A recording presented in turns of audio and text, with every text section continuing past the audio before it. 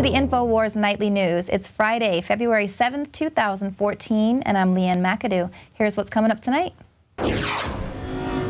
Tonight, did Jay Leno's criticisms of Obama contribute to his downfall?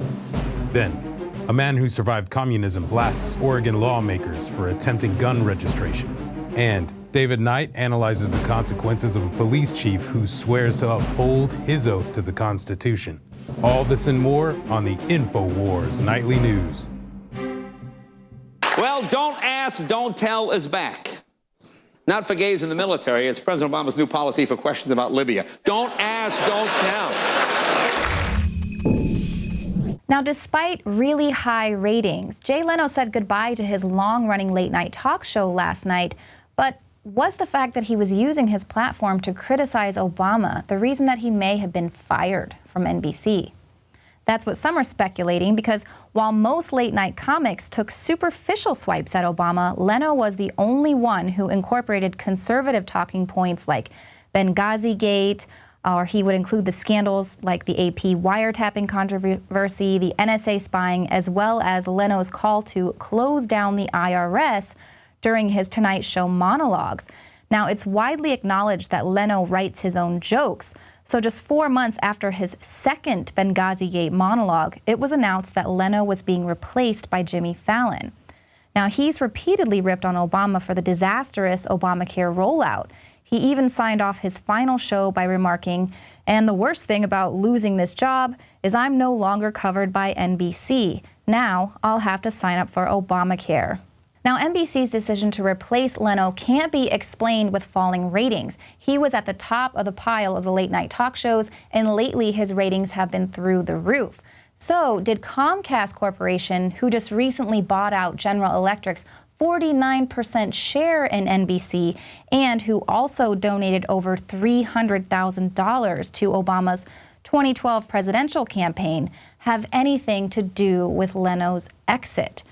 So I believe that we will be getting to the truth of that matter sooner than later, much like it's now being revealed that the State Department does, in fact, have something to do with the Ukraine. They're definitely meddling in their internal affairs. This is now due to some audio that allegedly was hacked by the Russians and posted on YouTube. It's providing irrefutable evidence that the State Department is meddling in the affairs of the Ukraine. Since the Maidan Square protests began in November, evidence has been piling up showing that the usual actors are involved. The Soros NGOs, which specialize in color revolutions, USAID, the National Endowment for Democracy, and Freedom House. The Russian government has denied any role in surreptitiously recording the conversation between the U.S. Assistant Secretary of State for the European and Eurasian Affairs and the U.S. Ambassador to Ukraine. The recording doesn't reveal anything especially sinister, but it does, however, show the displeasure of the State Department with the way things are going in Ukraine. Nuland can be heard saying, "F the EU," expressing her anger that the EU is not moving fast enough with regime change in Ukraine, and her plan is to get the UN involved in the process. Now, the audio reveals how the State Department basically calls the shots at the internationalist organization, and this is in spite of the fact that Secretary of State John Kerry has been decrying any foreign meddling in the Ukraine's internal affairs. It's clear that the State Department is virtually managing the entire process. Now, we've all been made aware by the Russian authorities that they are, in fact, spying on the hotel bathrooms of the journalists who are there covering the Olympics. So I wouldn't put it past the Russians for spying on the U.S. ambassador and the Secretary of State there. But what I thought was hilarious was that Nuland said that it was shocking that they would spy on them. Yes, because the U.S. is the only one that's allowed to do that, of course. But here we have, the order out of the Chaos Club in D.C. They don't really care who is responsible for pushing the Ukraine away from Russia. They don't really care how the job gets done because their end game is to just bring the country into this IMF, World Bank austerity scenario that we're already seeing in Greece, and it's planned for Spain, and of course, the southern countries of Europe. So you can actually hear that audio up on Infowars.com. It's pretty interesting what she has to say about some other characters there. But those who are old enough to recall a government kind of falling under tyranny, are speaking out against what's happening here in America. And it's probably pretty important that we listen up. So this is Manuel Martinez. He narrowly escaped Cuba in 1962 after being imprisoned for opposing Fidel Castro. He passionately defended the Second Amendment in front of Oregon lawmakers Thursday during a public hearing on proposed gun control legislation. Don't sell me this. A very powerful man tried to sell me this 50-something years ago. I didn't buy it.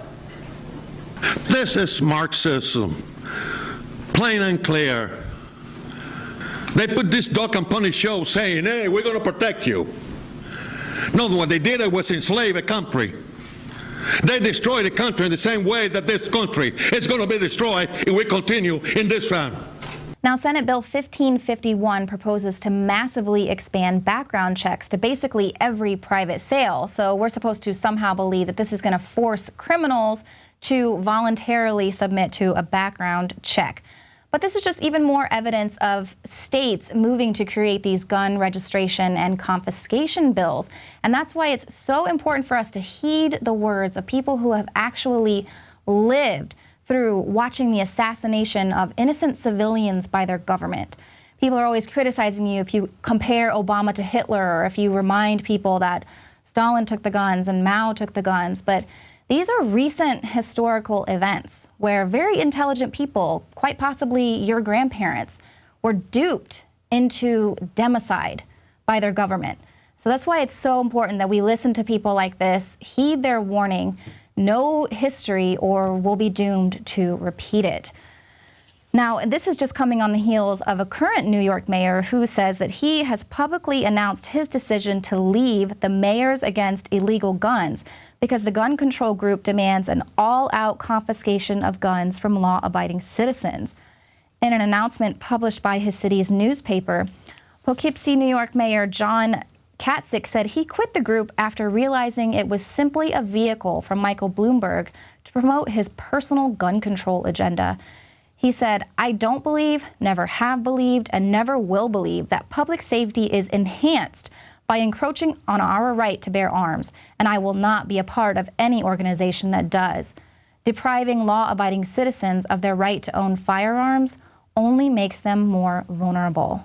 So it's so refreshing to see elected officials serving their constituents while respecting the Bill of Rights. Much like the police chief Shane Harger, who we reported on last week. He was detained by the FBI and the TSA while he was on his way to an Oath Keepers meeting. And then when he returned from that, he was subsequently let go and his whole police department disbanded because he upheld his oath to respect and honor the Constitution. So be sure to watch that report. It's very important. Share it with everyone that you can. It's coming up at the end of the show. Now, I bet that one of the warning signs that Manuel Martinez would say to watch out for in a coming dictatorship would be not only gun control, but also an out-of-control police state. Now, pretty much everything you do can get you arrested, even if it's not against the law. Now, instead of searching for actual criminals, Kentucky State Police will be on the lookout for people who eat while they drive as part of Operation Raid. Now, this is despite the fact that eating while driving isn't banned in Kentucky. Operation Remove Aggressive, Impaired, and Distracted Drivers starts this month and will remain active for 1 year. Police will be pulling people over and subjecting them to safety checkpoints. Despite the fact that no laws exist banning eating and driving, and not to mention the fact that this is a total violation of the Fourth Amendment. So this is what we have to look forward to. I mean, this is what they're going to try and do everywhere, set up these safety checkpoints. These things aren't even against the law. They're just going to keep pushing, violating your rights, and just seeing how much they can get away with, how much you'll consent to. And as we continue to remind you here week after week, do not consent to them violating your rights. That's why you've got to know your rights. And of course, this also further underscores how the main duty of our police officers isn't to protect and serve and go out and catch criminals. It is about revenue generation and control. So we need to keep these good cops like Police Chief Shane Harger and get rid of the rest of the guys. Now, the FAA is investigating a potential illegal drone use at the site of a crash. Now, this was according to a police report that was obtained by Fox Connecticut. They said officers spotted a drone flying over the scene of a crash in which the bodies were still in the car. This is now raising safety and privacy concerns with a Hartford attorney who says, how do we balance this new technology? Do we allow more of an intrusion into more traditional private moments, like a tragic car accident? Or do we say, well, this is a new technology and the public is just going to have to adapt? According to FAA regulations, drones can't be operated for commercial use, and according to the Hartford police, the presence of a drone at a crime scene for journalistic purposes is in violation of FAA regulations. But of course, that is the big dilemma. How are we going to be using the drones? How do all these rules work now in this day and age when we've got Google Glass? People have these things strapped to their face, so they're basically recording everything, uploading your biometrics into the cloud and storing it for Eric Schmidt to not pass the creepy line with, as he's promised. So, I mean, this is the big dilemma. And now they're seeing how these things are going to affect them and their ability to police, and of course, their ability to get away with crimes. Even though, of course, when they are caught on camera, they do seem to be getting away with crimes anyway. Be sure to sign up for a PrisonPlanet.tv membership. Support the Infowar. We're still running that special. You can get 5 months free when you sign up for an annual subscription. Now, coming up, Jakari Jackson attended a local gun rally here and ran into Adam Kokesh. See what happens right after this.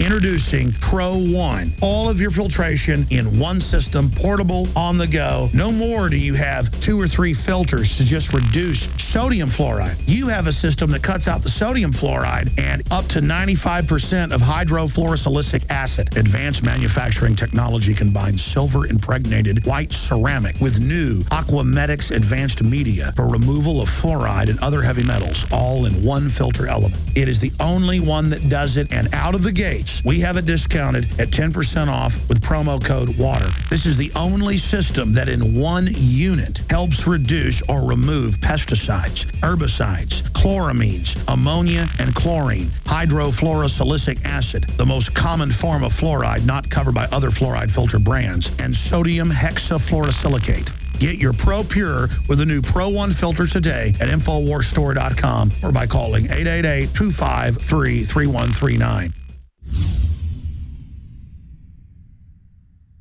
The facts are in. The studies are legion. Sodium fluoride and other toxic members of the fluoride family are devastating the health and cognitive ability of the American people. So why are the social engineers adding it to the water? Simple. Dumb down the host population that the parasitic technocracy is feeding on. We may not have been able to get fluoride out of the water supply yet, but we can help to get it out of our bodies. I am extremely excited to announce the exclusive Infowars Life Fluoride Shield formulation, fusing 6 of the best documented ingredients from around the world to help the body remove not just toxic fluoride residues from the body, but a whole host of toxic substances. Let's take a stand against the globalists by blocking their poisons with Fluoride Shield. I use Fluoride Shield every day. Secure your Fluoride Shield and other pioneering formulations at InfoWarsLife.com today. Let's start cleansing our bodies now and support the InfoWar at the same time. That's InfoWarsLife.com.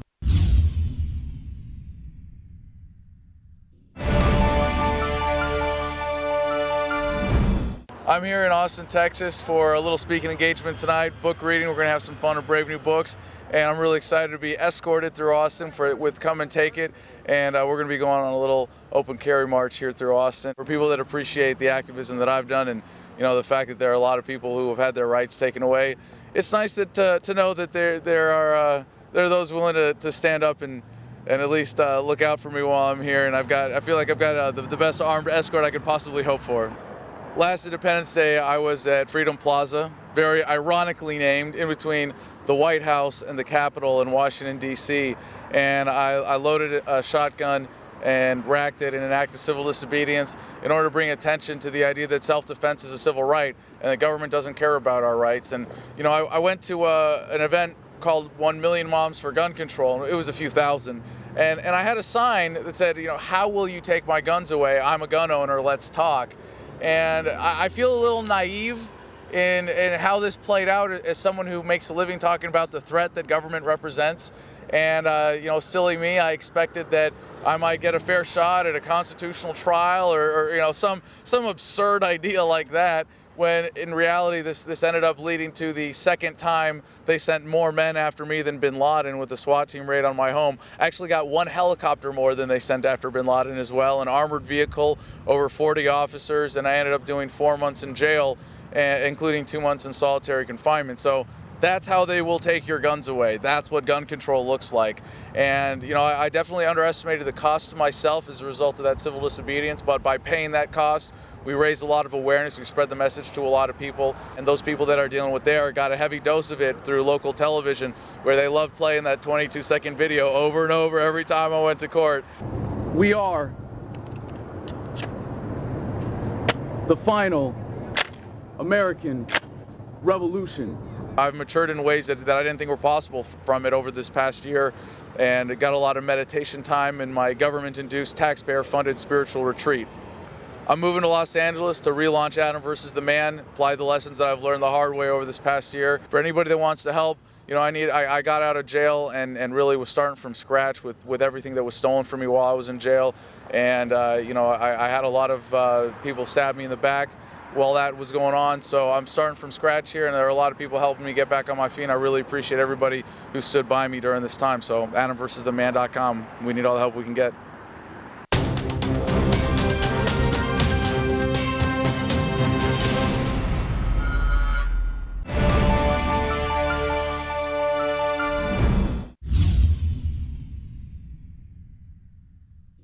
Symbols are powerful, and the globalists have hijacked the symbols of America. They've turned them into their own symbols. Well, we are restoring the idea of the true republic, not the counterfeit globalist empire, by promoting the icon George Washington and others. That's why we're rolling out an 100% made in America line of incredible pro-liberty apparel. We are repopularizing liberty. We are helping fellow Americans rediscover what made this country great. We are the spirit of 1776. We are 1776 worldwide. We are all brothers and sisters in arms in the animating contest of liberty in the long march towards humanity's ultimate destiny of freedom. Visit madein1776.com today and vote with your dollars to promote truly made in America, high-quality products, and promote the ideals of liberty.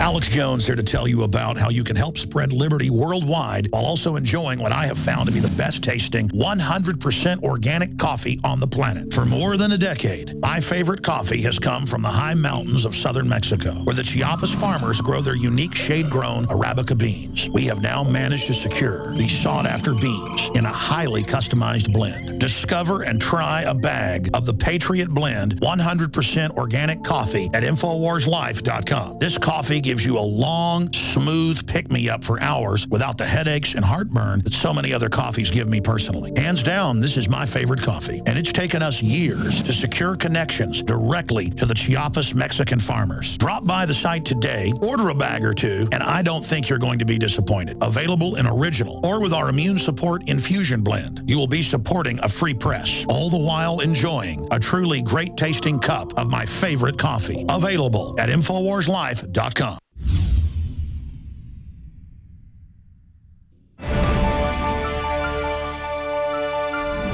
Well, this may seem like just a small local story, but it shows how the police themselves will suffer when the government's allowed to cut itself loose from the Constitution. And it shows how the mainstream media can make itself a tool of the government to crucify those the government doesn't like. We all know how abusive and vindictive the TSA can be. We've seen this released in recent news articles. But the key question here is, was the TSA able to get an entire small-town police department disbanded and its police chief put on leave?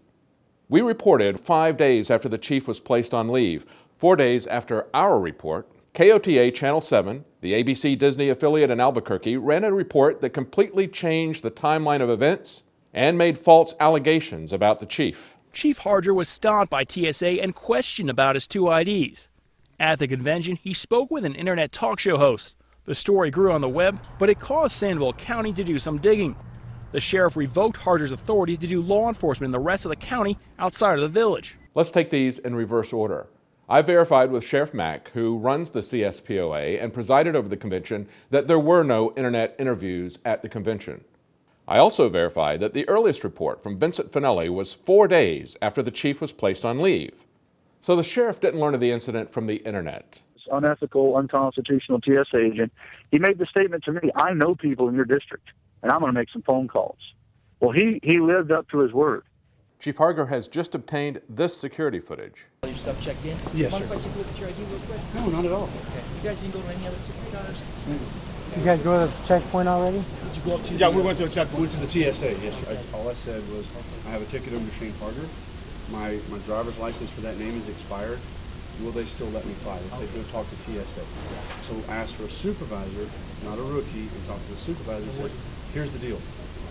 I have 2 different applications because of the nature of what I do for a living. My ticket is under Shane Harger.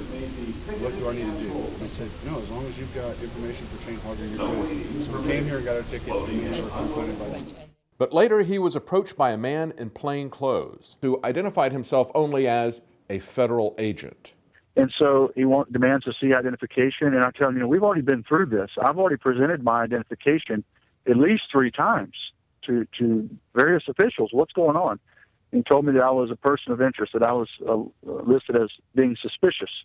So I comply. I give him my credentials. I finally just asserted my First Amendment rights, my Fourth Amendment rights, and it really upset him. You could see it in his demeanor. Ultimately, I gave him a scenario. I said, sir, the way you're treating me, I said, how would you like it if I were to treat you that way? When the chief returned, his entire police department was disbanded, and he was put on administrative leave, even though just 2 days before he left, he had been given a meritorious commendation by the mayor.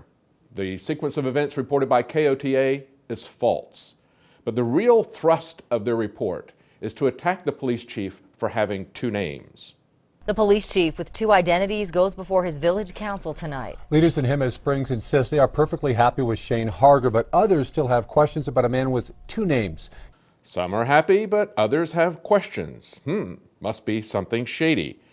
Their spin is that this is a case about a police chief with 2 names, and just so you don't miss the point, they leave it up throughout the entire report on the lower thirds. KOTA does briefly mention why Chief Harger has 2 names. I have a valid driver's license under Braxton Hayes. That is true. An identity he says he assumed following his interview in the Levi Chavez case. It was done lawfully and legally. Chief Harger's role in the Levi Chavez case, where another cop was charged with murder, was much more than just an interview. It sheds light on why he would have 2 names, and it also sheds light on his character. Levi Chavez was a cop who said his wife committed suicide using his service revolver. Shane Harger was a deputy and first on the scene. There were several things that led him to believe that it was not a suicide, but a possible homicide.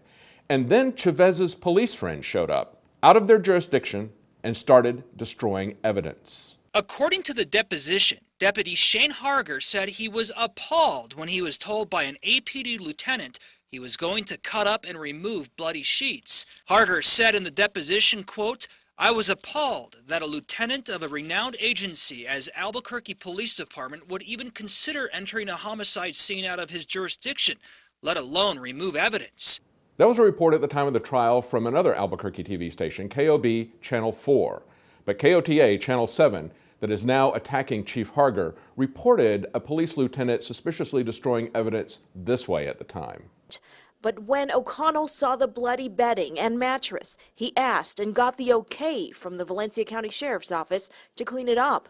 He became a little emotional when he explained why. I had a personal experience with suicide in our family. You can tell that was pretty difficult for Lieutenant O'Connell to say again. So Lieutenant, who should know better, and who's out of his jurisdiction, calls and gets permission to destroy evidence, and it just so happens that the suspect is a friend and fellow cop, and KOTA has no questions about that? The suspect's uncle, Robert Chavez, was a sheriff. Shane Harger was offered a job and accepted, not knowing that they were related. The murder suspect's father, Levi Chavez Sr., also worked for Robert Chavez and allegedly approached Shane Harger to give favorable testimony about his son. When you look at what came to light during the investigation, the destroyed evidence, the alleged car theft ring being run by the Chavez law enforcement family, and the multiple suicides of people involved with the Chavez family cops that were killed with police service revolvers belonging to the Chavez family members, it appears that Shane Harger had very good reason to fear for his life. KOTA Channel 7 also takes a cheap shot at the Constitutional Sheriffs and Peace Officers Association. We were wondering if it wasn't akin to going to a Tea Party meeting. The CSPOA is not the Tea Party. It's not partisan. It's an organization that is there to get sheriffs and police officers to think about their obligations under the Constitution. And that's something that's apparently a big problem in New Mexico. Just look at these recent headlines from just the last 3 months. A cop shooting up a minivan full of kids. A man doesn't come to a complete stop, and the cops force him to undergo enemas, x-rays, and 8 anal probes. A woman has her genitals sprayed with mace by a cop. You would think that New Mexico would be applauding that someone in law enforcement was concerned about the police staying within the bounds of the law and the Constitution. The media and law enforcement routinely excuse the behavior of cops who abuse citizens, even kill them if they merely feel threatened. But if a cop like Chief Harger gets death threats because he's testifying against another cop, he's somehow bad if he legally gets another name to protect himself? While KOTA attacks him, they're ignoring some very serious questions that affect us all. Was he targeted by the surveillance state because he's going to a constitutional sheriff's meeting? Was the department targeted for vindictive retaliation from the TSA because the police chief stood up to them violating his Fourth Amendment rights? Those are questions that concern us all, but don't expect mainstream media to ask them.